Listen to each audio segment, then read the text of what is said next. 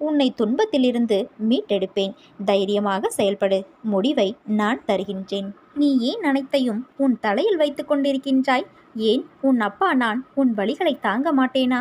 நீ அழும்போது என் மனம் துடிக்கின்ற துடிப்பை என்னால் எந்த வார்த்தைகளில் உன்னிடம் கூறுவது என்று தெரியவில்லை. உன் மனவலி, உன் உடம்பில் ஏற்படும் வலி என அனைத்தையும் நீ என் பெயர் சொல்லி என்னால் அதை தாங்க முடியாது என்று அதற்கான பலத்தை தாருங்கள் அப்பா என கேட்கின்றாய். உன் வலியை நான் தாங்க மாட்டேனா? உன் கண்ணீரை காணும்போது அதுதான் எனக்கு வலி ஏற்படுகின்றது. உங்கள் பெயரை சொல்லி என்னால் எப்படிப்பட்ட கஷ்டம் தரும் சூழ்நிலைகளையும் தாண்ட முடியும் என்று கூறும்போது நான் உனக்கு எப்படி உதவி செய்யாமல் இருப்பேன்? வலி தாங்காமல் சில நேரம் நீ கதறும்போது என்மேல் கோபம் கொண்டாலும் அது உன் மனதிலிருந்து வருவதல்ல. அதன் பிறகு என்னை மன்னித்து விடுங்கள் என்று கேட்டு நீ என் முன் நிற்கும்போது என் மனம் உன்னை எண்ணி கலங்குகின்றது. என் பிள்ளையை இப்படி விதியால் படும் அவஸ்தைகள் என் முன் இப்படி நிற்க வைக்கிறதே என்று நீ துவண்டு போக மாட்டாய். என்ன கஷ்டம் வந்தாலும் நிமிர்ந்து பறந்து வானமாய் மேலோங்கி நிற்பாய். உன் மனதில் இனம் புரியாத குழப்பங்கள் ஏற்பட்டுள்ளது. அதனால் என்ன செய்ய போகிறோம் என்று கலங்குகிறாய். விரைவில் மாறுதல் ஏற்பட்டு உன் மனம் தெளிவு பெறும். இன்பமயமான வாழ்க்கை இந்த நிமிடத்திலிருந்து ஆரம்பமாகிவிட்டது. உன் துன்பங்கள் அனைத்தும் முடிந்துவிட்டது. இனி அனைத்தும் சுகமே. உன் இல்லத்தில் இருள் நீங்கி வெளிச்சம் வந்துவிட்டது. வாழ்க்கை என்பது பரீட்சை போல. வரும் துன்பங்களையெல்லாம் தேர்வெழுதி வெற்றி பெற்றால் போதும். வாழ்க்கை இனிமையாக இருக்கும். உனது வாழ்க்கையில் இக்கட்டான நிலையில் எடுக்க வேண்டிய முடிவை நீயே முடிவு செய். உன்னுள் இருக்கும் நான் அதற்கு உதவியும் புரிவேன். உன் செயல் அனைத்துமாக உன் சாயப்பா நான் இருப்பேன். உன்னுடைய நீண்ட நாள் கோரிக்கை நிறைவேறப் போகிறது.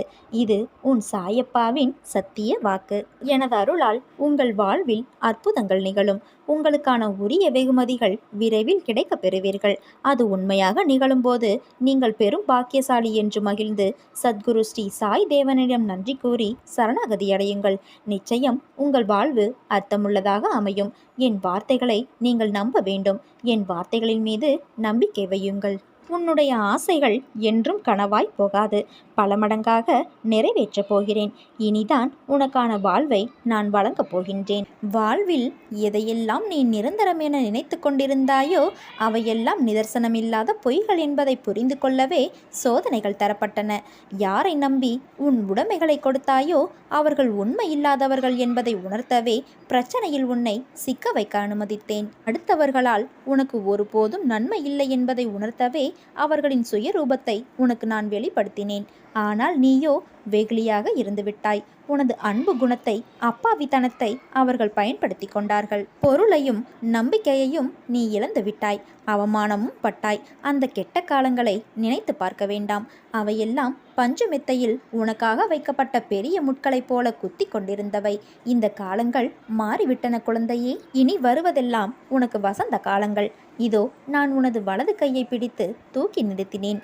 இந்த உலகில் என்னை விட உனக்கு உண்மையான உறவுகள் யாரும் இல்லை என்பதை நீ புரிந்து கொள்ள வேண்டும் என்பதற்காக பொய்யான உறவுகளை உன்னிடமிருந்து விலக்கி வைத்தேன். என் குழந்தை ஆனந்தமாக இருக்க வேண்டும் என்பதற்காக செய்தேன்.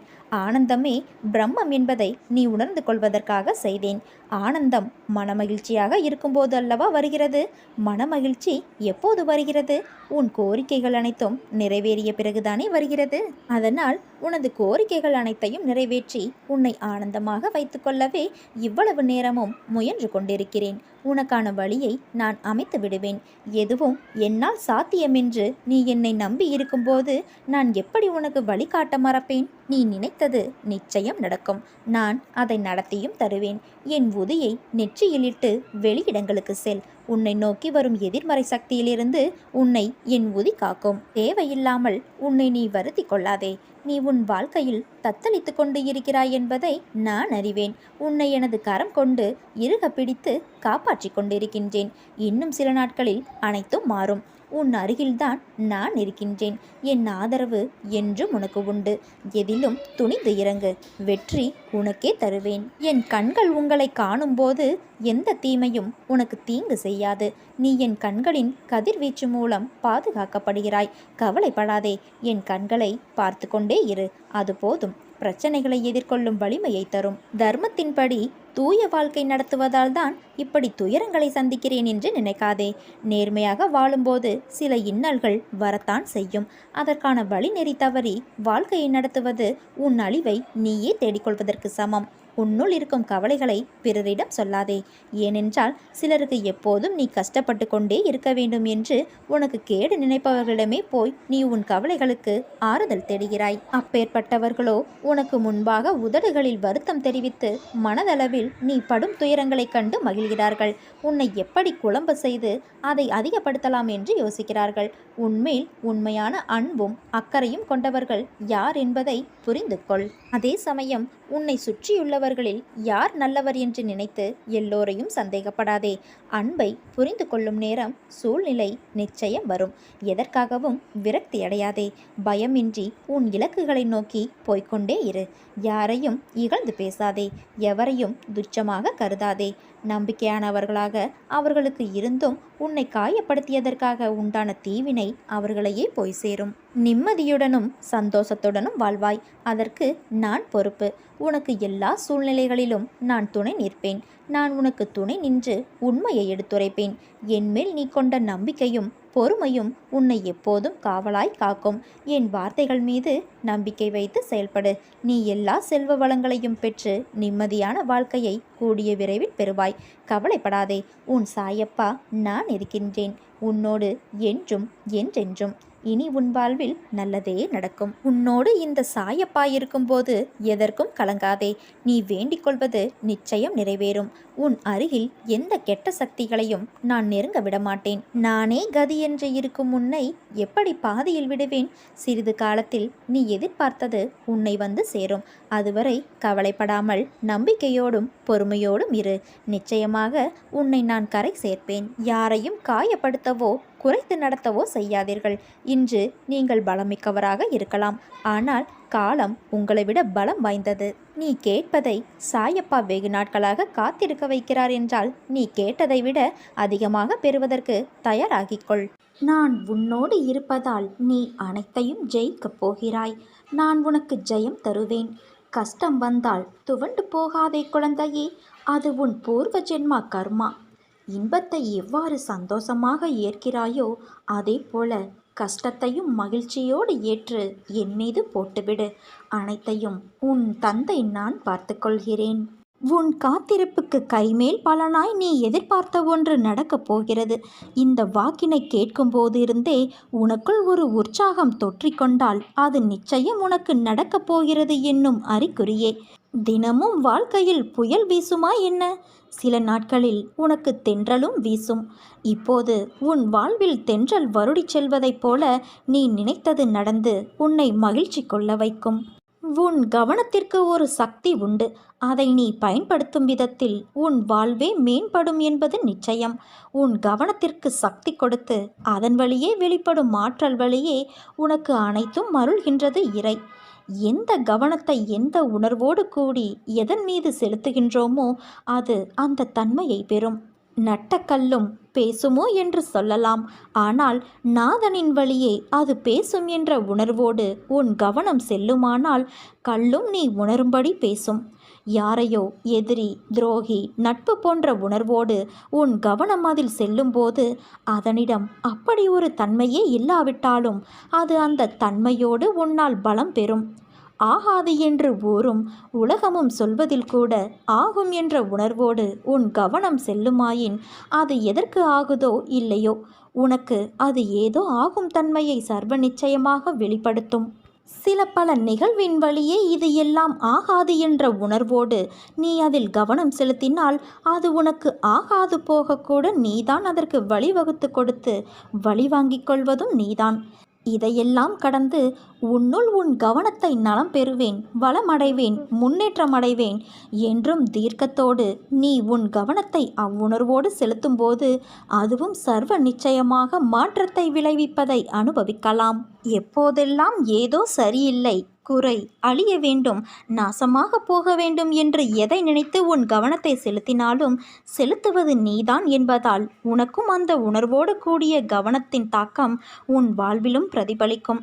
அதே எல்லாம் மாறும், முன்னேறும், திருந்தும், திருத்தப்படும் என்று வாழ்த்த அந்த உணர்வோடு கூடிய கவனம் அதோடு சேர்த்து உன்னையும் சிறப்புற வாழ்விக்கும். எதில், ஏன், எந்த உணர்வோடு நாம் கவனத்தை செலவு செய்கின்றோம் என்று உணர அதில் அதை போலவே நமக்கும் வருமானம் வரும். இறைவன் உனக்கு அளித்துள்ள பலத்தை எப்படி பயன்படுத்தி கொண்டு இருக்கிறீர்கள் என்பதைத்தான் இப்போது நீ வாழ்ந்து கொண்டு இருக்கும் வாழ்க்கை கொடுத்து கொண்டு இருக்கிறது. இதில் இறைவன் மீது தவறு, விதி, வினை, நேரம், காலம், யோகம், வரம் என்பதையெல்லாம் கடந்து உனக்கு அருளிய பொருளை செலவு செய்து என்ன வாங்கி அது என்ன கொடுக்கிறது என்பதே உன் வாழ்க்கையாக இருக்கிறது. இங்கே யார் திருந்த வந்திருக்கிறார்களோ இல்லையோ, நீ உன்னை திருத்திக் கொள்வதற்காகத்தான் வந்திருக்கின்றாய். அதற்கான வேலையை நீ தொடங்கு. பூஜை, புனஸ்காரங்கள், சடங்கு சம்பிரதாயங்கள் இவையாவும் நம் மனதை தூய்மைப்படுத்துவதற்கான வழிமுறைகள் மட்டுமே. இருந்தாலும் உள்மனது பரிசுத்தமானதாக இல்லை என்றால் எவ்வளவுதான் வழிபாடுகள் செய்த போதிலும் என் பக்தர் என்ற தகுதியை நீ அடைய முடியாது. இதை மட்டும் நினைவில் வைத்துக்கொள். நீ நம்பிக்கையோடு இரு, நல்லதே நடக்கும். என் பார்வைப்பட்ட இந்த நொடி முதலே நீ ஆசைப்படும் வாழ்க்கை உனக்கு ஆரம்பமாகும் நேரம் கூடிவிட்டது. பேரதிர்ஷ்டம் உன்னை தேடி வரப்போகிறது குழந்தையே. ஒரு பொருள் உனக்கு கிடைக்காவிட்டால் இது ஏன் உனக்கு கிடைக்கவில்லை, எதற்காக கிடைக்கவில்லை என்று யோசித்துப்பார். உன் எதிர்காலத்தை ஒப்பிட்டு யோசித்துப்பார். உன் போல இருந்தவர்களின் எதிர்காலம் இப்போது எப்படி இருக்கிறது என்பதை கேட்டு தெரிந்து கொண்டு யோசித்துப்பார். அப்போது காரண காரியம் உனக்கே புரியும். உன்னிடம் உள்ள பிரச்சனை என்ன தெரியுமா? உனக்கு தைரியம் கிடையாது, வைராக்கியம் கிடையாது. இருந்திருந்தால் உன் லட்சியத்தை நீ அடைய எப்போதோ முயற்சி செய்திருப்பாய். ஆனால் உன் தோல்வியை நினைத்து தாழ்வு மனப்பான்மை அடைந்து அதிலிருந்து தப்பிக்க பிரச்சனைகளை வளர்த்து கொண்டாய். நீ சொன்னதை நான் கேட்க வேண்டும் என்று அடம் பிடிக்கிறாயல்லவா? நான் சொல்வதையும் நீ கொஞ்சம் கேட்க வேண்டும் தானே? உன் எதிர்காலம் நன்றாக இருந்தால்தான் எனக்கு பெருமை. நீ வாழ்வாங்கு வாழ வேண்டும். நிச்சயம் வாழ்வாய். என் மனம் உனக்கு புரியும் என்று நான் நினைக்கின்றேன். என்னுடைய மனதை போட்டு குழப்பும் பிரச்சனை விரைவில் சரியாகிவிடும் என்று மட்டும் ஆழமாக மனதில் சொல்லிவிட்டு வேலையை பார். விரைவில் அதிசயம் நடக்கும். ஏற்பட போகும் அதிசயங்களுக்கு நன்றி என்று மட்டும் ஆழமாக மனதில் சொல்லிக்கொண்டே இருந்தால் போதும். அது எப்படி சரியாகும் வழிகளை பற்றியெல்லாம் நீ ஆராயக்கூடாது. நமக்கு ஒரு சில வழிகள்தான் தெரியும். ஆனால் பிரபஞ்சத்திற்கு 1000 வழிகள் இருக்கும். அதை எப்படியும் சரி செய்துவிடும். நம் வார்த்தைகள், எண்ணங்கள் பிரபஞ்சத்திற்கு கட்டளைகளாக அனுப்பப்பட்டு எல்லாவற்றையும் விரைவில் சரி செய்துவிடும். நம்மை சுற்றி எதிராக நடப்பதை பற்றி கவலைப்பட வேண்டாம். நமக்கு எதிராக எத்தனை பேர் செயல்படுகிறார்கள் என்பதை பற்றி பொருட்படுத்த வேண்டாம். பயம், குழப்பங்கள் வரும்போது பதட்டமில்லாமல் ஆழ்ந்த அமைதியாக இருக்க கற்றுக்கொள். நான் நம்பிக்கையாக இருக்கிறேன். விரைவில் அதிசயம் நடக்கும். ஏற்பட போகும் எல்லா அதிசயங்களுக்கும் நன்றி. பிரபஞ்சத்திற்கு நன்றி என்று மட்டும் ஆழமாக மனதில் சொல்லிக்கொண்டே இரு. நிறுத்தாமல் சொல்லிக்கொண்டே இரு. நம் வார்த்தைகள், சந்தோஷமான நம்பிக்கையான உணர்வுகள், எண்ணங்கள் போதும். எல்லாவற்றையும் சரி செய்துவிடலாம். நமது நேர்மறையான சக்தி இந்த பிரபஞ்சத்தை காட்டிலும் சக்தி வாய்ந்தது என்பதை மட்டும் உணர்ந்துவிடு. விதைத்தவன் தூங்கி விடுவான், ஆனால் விதை தூங்காது. எண்ணியவன் தூங்கி விடுவான், ஆனால் எண்ணம் தூங்காது. உன் மனதில் குதர்க்கமான எண்ணங்கள் எழுந்தால் அதை விட்டுவிடு. அதை பெரிதாக எடுக்காதே. மனமும் புத்தியும் நமக்கு பாதி நண்பன், பாதி எதிரி. அதனால் அவற்றை என் பாதத்தில் வைத்துவிடு குழந்தையே. நான் பார்த்து கொள்கிறேன். நிறை குறை என எல்லோரிடமும் உண்டு. அதை திருத்த முயற்சி செய். இப்படி குறையோடு இருக்கிறோமே என்று வருத்தப்படாதே. நான் என்றும் உன்னோடு இருப்பேன். யார் என்னுடைய பக்தன் தெரியுமா? யாரையும் வெறுக்காதவன், அனைவரிடமும் நட்பு பூண்டவன், எல்லாவற்றிடமும் கருணை உடையவன், அகங்காரம் விட்டவன், இன்பத்தையும் துன்பத்தையும் சமமாக கருதுபவன், பொறுமை உடையவன், எப்போதும் திருப்தியுற்றவன், எப்போதும் யோகத்தில் நிலை பெற்று செயல்புரிபவன், தன்னை கட்டுப்படுத்தியவன், திட சங்கல்பமுடையவன், மனதையும் புத்தியையும் என்னிடம் அர்ப்பணம் செய்தவன். யார் பிறரை துன்புறுத்துவது இல்லையோ, யாரை பிறரால் துன்புறுத்த முடியாதோ, யார் மகிழ்ச்சி, கோபம், பயம், மனக்கிளர்ச்சி இவற்றிலிருந்து விடுபட்டவனோ இத்தகையவனே எனக்கு பிரியமானவன். எதையும் சார்ந்திருக்காதவன், தூயவன், சுறுசுறுப்பு உடையவன், துன்பமோ இன்பமோ எது வந்தாலும் பொருட்படுத்தாதவன், எப்போதும் துயரப்படாதவன், தனக்கான எல்லா முயற்சிகளையும் விட்டவன், புகழ்ச்சி இகழ்ச்சியை சமமாக கொள்பவன், அமைதியாக இருப்பவன், ஆழ்ந்த சிந்தனையுடையவன், சிறிதே கிடைத்தாலும் அதில் திருப்தி கொள்பவன், உலகே தன் வீடாக இருப்பதால் தனக்கென்று வீடு இல்லாதவன், தன் கொள்கையில் உறுதி படைத்தவன், இத்தகையவன்தான் என் பக்தன். நிச்சயம் உன்னை நான் கரை சேர்ப்பேன். நானே கதி என்று இருக்கும் உன்னை எப்படி பாதையில் விடுவேன்? இன்னும் சிறிது காலத்தில் நீ எதிர்பார்த்தது உன் கையில் வந்து சேரும். நீ கவலைப்படாதே. நான் உன் முன்னேதான் அமர்ந்து கொண்டே இருக்கிறேன். உன் கோரிக்கைகளை கேட்டுக்கொண்டே இருக்கின்றேன். ஆனால் நீயோ, அப்பா, எனக்கு நிம்மதியில்லை, சரியாக சாப்பிட முடியவில்லை, கழுத்தை நெரிக்கும் கடன்கள் எனக்கு நிறைய இருக்கிறது, எனக்கு நிறைய பணம் வேண்டும், நீங்கள்தான் கிடைக்க வழி செய்ய வேண்டும், சொல்லுங்கள் என்று கூறுகிறாய். இதுதானே உன் கோரிக்கை? உனக்கு செய்யாமல் வேறு யாருக்கு நான் செய்ய போகிறேன்? ஆனால் வருவதற்கு முன்பு உனக்குள் இருக்கும் அகங்காரங்கள், அகந்தைகள், மமதைகள், ஆசைகள் இவை அனைத்தையும் தீ வைத்து எரித்து விட்டு வா. அஞ்ஞானத்தால் கட்டப்பட்டு தவித்து கொண்டு இருக்கிறாய். அதற்காக என்னை பரீட்சித்து பார்க்கிறாயா? நான் பாரபட்சமின்றி செய்பவன். யாருக்கும் பேதம் பிரித்து பார்க்க மாட்டேன். அனைவரும் என் பிள்ளைகள். உன் கர்ம பலன்கள் இப்படி உன்னை பேச வைக்கிறது. அது உன் தவறு இல்லை. ஆசைகளை தவிர்த்து விடு. உன்னை தேடி அனைத்தும் வந்து நிற்கும்.